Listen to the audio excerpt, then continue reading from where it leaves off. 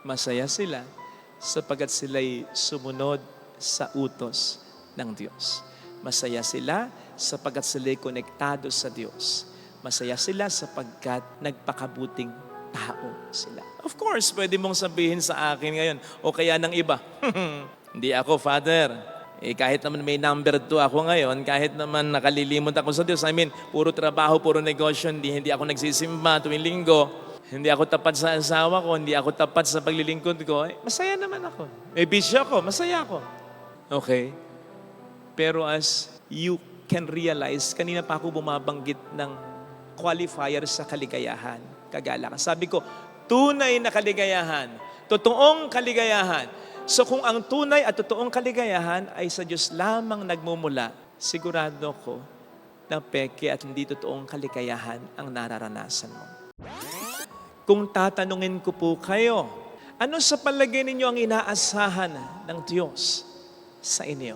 Sigurado ko may mag-iisip bilang sagot, ang inaasahan ng Diyos sa akin, maging mabuting tao ako, magdasal ako, magsimba ako, tumulong ako, magkawang-gawa ako, magsisi ako sa mga kasalanan ko.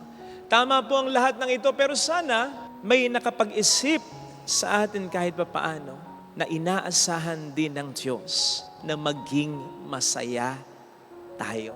Meron kasing iba, kahit mga Kristiyano, iniisip na kung magpapaka-Kristiyano lang tayo, kung susunod lang tayo sa mga utos talaga ng Diyos, magiging malungkot ang buhay natin.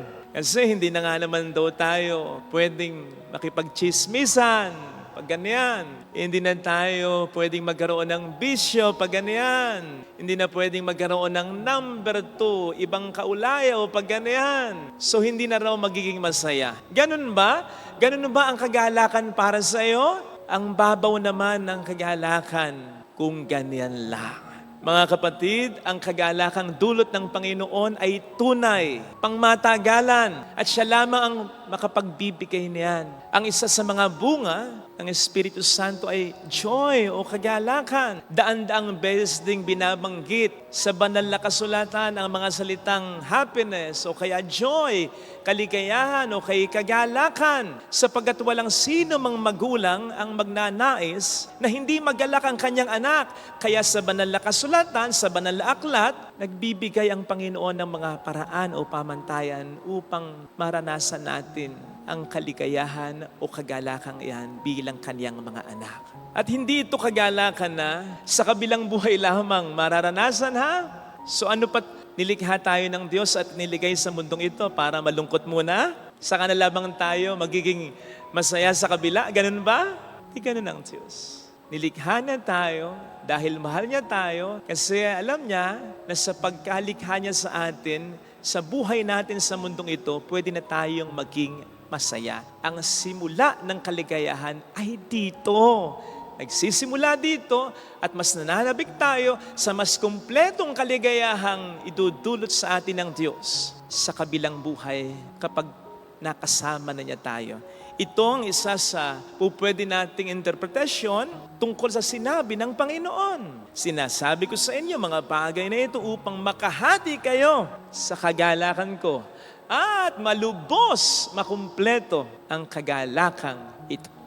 Ang problema sa atin, masyado nating ina-associate, ikinakabit ang kaligayahan o kagalakan sa mga bagay ng mundo. Pera, kasikatan, kapangyarihan. Dapat magkaroon ako ng pera, ng maraming pera para maging masaya ako. Dapat maging sikat ako. Kaya naiinggit tayo sa mga sikat, sa mga may kapangyarihan. Kung yan ang daan ng tunay na kagalakan, dapat sinabi sa atin ng Diyos yan.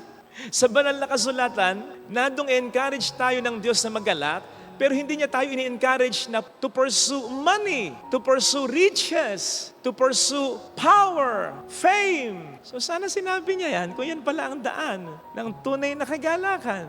Hindi yan. Lalo't higit hindi ang kasalanan. Ay nako, kung yan ang nasa sa isip natin na paraan ng kagalakan, magiging KJ sa atin ng Diyos pag ganyan.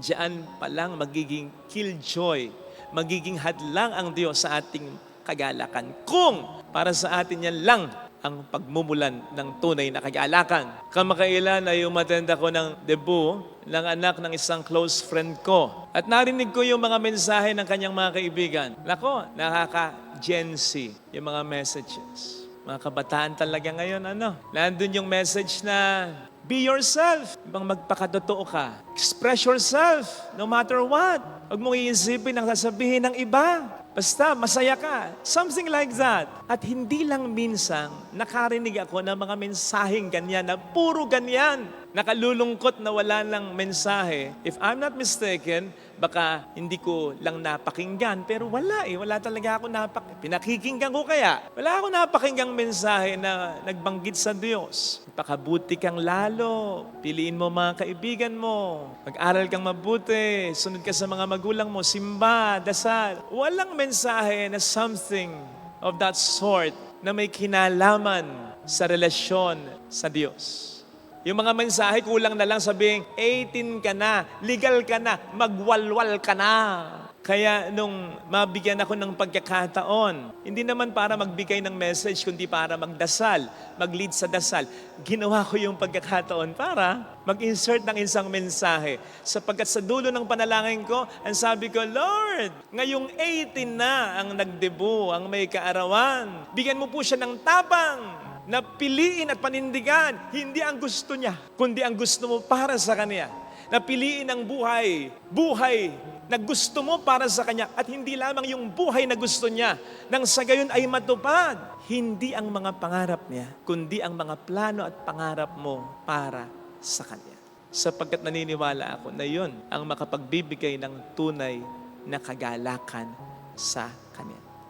Narinig po natin sa Ebanghelyo, ang sabi ng ating Panginoon, kung susunod tayo sa kanyang mga utos, mananatili tayo sa kanya, mararamdaman natin ang pag-ibig niya at ang kagalakan na dulot niya. Hindi po KJ ang Diyos. Yes, may mga utos, pero hindi ito para maging hadlang o impitin ang kagalakan natin. No! Kundi para i-promote pa nga, para siguraduhin pa nga ang kagalakan natin. Sapagkat hindi naman sa lahat ng mga pagkakataon, alam natin ang makabubuti para sa atin. Natatandaan ko naman nung ako'y seminarista pa lang, nasa seminaryo kami, sa tuwing kami magpapaalam kay Father Rainiel, priest formator namin then, prefect of discipline, at kami pinayagan niya sa pinagpaalam namin sa kanya. Ang isa sa mga lagi niyang sinasabi, ayaw ko namang maging hadlang sa kaligayahan mo. Halos lagi yon ang narinig namin sa kanya. Kaya minsan nagkausap kami ng kaklase ko. Sabi namin, ano kaya kung ang ipagpaalam natin? Father, gusto sana naming uminom, mag-iinuman kami. Gusto sana naming maninigarilyo kami. Gusto sana naming manligaw. Papayagan mo ba kami? Yun pa kaya ang maging dialogue niya? Sabihin pa rin kaya niya, ayoko namang maging hadlang sa kaligayahan niyo. Sige, of course not. Sapagkat sinecheck din naman ng pare ang ipinagpapaalam namin in as much as hindi lahat ng ipinagpapaalam namin ay makabubuti para sa... Kung papaano hindi lahat ng gusto natin ay tiyak na makabubuti para sa atin. Kaya ang Diyos ay nagbigay ng mga kautusan para maging guide natin upang maging sigurado na ang gagawin natin ay maglilid sa pinakamakabubuti and therefore pinakamakapagbibigay ng kagalakan sa atin. Yung isang araw naman, nag-renew dito ng vows ang aking mga Tito Doc Francisco at Tita Doktora Claudine Raura. 30 years na sila. Naku, matutuwa ka sa kanilang pamilya. Makikita mong galak na galak sila, hindi masidlan o hindi maikakaila ang kanilang kagalakan. In fact, kahit yung mga tao dito na hindi naman sila kakilalang personal, may mga nadaan nga lamang ng simbahan, nakiusyoso lang, naiyak sa kanila, na tears of joy para sa kanila. Kasi ramdam na ramdam naming lahat ang kagalakan nila. Mapapasana all kang talaga. Pero bakit nga ba ganon? Bakit yung iba napapasana all? Bakit hindi lahat nakararanas ng kagalakan sa pamilya? Simple lang, sapagkat hindi lahat ng mga mag-asawa nagmamahalan talaga, tapat sa isa't isa at mabait sa mga anak nila. Kung paano hindi rin lahat ng mga anak ay may respeto sa kanilang mga magulang at nagmamahalan. Ganun sila. Kaya ang sabi ko nga dito sa mga staff namin, ibigay natin yung the best para sa kanila. Kasi isa ito sa napakabuting mga tao na nakilala ko. Di ba't yung pagmamahalan ng mag-asawa, yung pagmamahal ng mga magulang sa mga anak, yung pagmamahalan ng mga anak sa isa't isa, at yung pagrespeto sa magulang, di ba't utos ng Diyos lahat yan? Sinusunod nila, kaya ang kagalakan ng Diyos ay nararamdaman nila. Kaya napapasana all yung iba, kasi may mga hindi sumusunod talaga sa utos nila. Mga kapatid, tinutulungan tayo ng mga utos ng Diyos na magpakabuting tao, na manatili sa Kanya, na maging konektado sa Kanya. At tulad ng ginawa ng mga banal, tulad ni San Anastasio, at tulad ng ginawa mismo ni Kristo nang siya'y maging tao, lagi siyang sumusunod sa kalooban ng Ama. Kaya naging mabubuting tao sila. Kayo na po ang humusga. Masaya ba sila? Wala silang number 2. Masaya ba sila? Wala silang bisyo. Masaya ba sila? Hindi sila mayaman. Masaya ba sila? Ni hindi sila naging sikat. Ni hindi sila naging makapangyarihan. Sa standard ng kamunduhan. Masaya ba sila? Hindi sila, lalo na si Kristo, hindi nagkasala. Masaya sila sapagkat sila'y sumunod sa utos ng Diyos. Masaya sila sapagkat sila'y konektado sa Diyos. Masaya sila sapagkat nagpakabuting tao sila. Of course, pwede mong sabihin sa akin ngayon, o kaya ng iba, hindi ako, Father.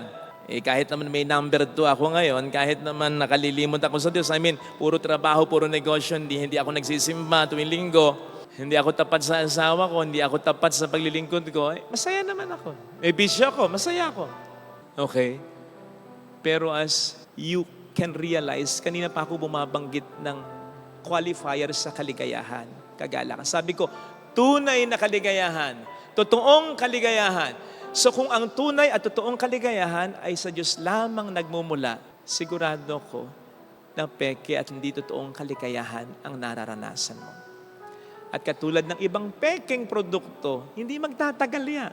Masisira din yan, mawawala din yan. Kaya kapighatian ang kapalit niyan, ang dulot niyan. Maliwanag ang sinasabi sa aklat ng mga bilang, Ches 22, na ang pagpapala ng Diyos ay nakapagpapayaman at hindi nagdudulot ng kapanglawan, na kung ikukonekta po natin sa ating pinag-uusapan, ay pwede nating sabihin na ang tunay na kagalakan ay hindi maghahatid sa atin ng kalungkutan.